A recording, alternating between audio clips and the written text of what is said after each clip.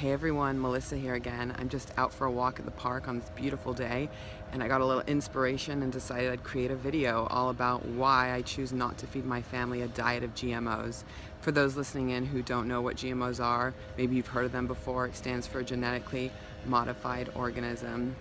A company named Monsanto, who is one of the largest chemical companies in the world. I could talk about who they are for a long time, but I'm not going to go into that. I'll do that in another video. But just know that they're the largest chemical company in the world, and they are trying to take over our food supply. They own 80% of the genetically modified seeds of today, and they first created GMOs by finding this bacteria that was surviving in the soil long after it had been sprayed with pesticides from Roundup to the herbicides.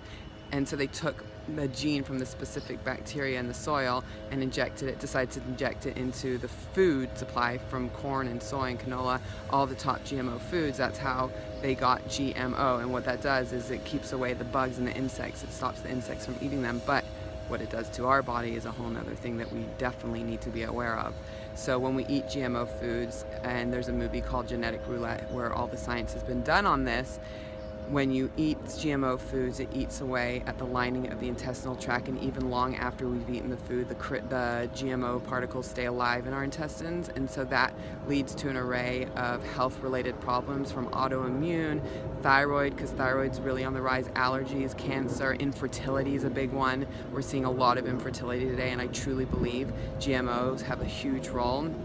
Childhood cancers, and it's just so important to be aware and conscious of what we're feeding ourselves as well as our children, because we want our children to have excellent health. We want them to thrive, have a good, strong, healthy immune system, and a lot of our food supply today is toxic and is full of chemicals, so it's just important to be aware and conscious so that we can take the power back into our own hands. And some of the top GMO foods to avoid are corn and soy, canola, cottonseed, anything with cottonseed, yellow squash, tomatoes and potatoes. Those are some of the top ones. So if you see those ingredients, just make sure they're organic. And the other thing you can do is shop at your local farmers market and get to know the farmers, because that's going to be your best bet and your food's going to be the freshest. So with that being said, I hope you enjoyed this video, and feel free to comment on it or like it, whatever you decide, or share it even. That would be great, because this information definitely needs to get out there, and our health and our children's health is depending on it. So I hope you enjoyed it. Bye for now.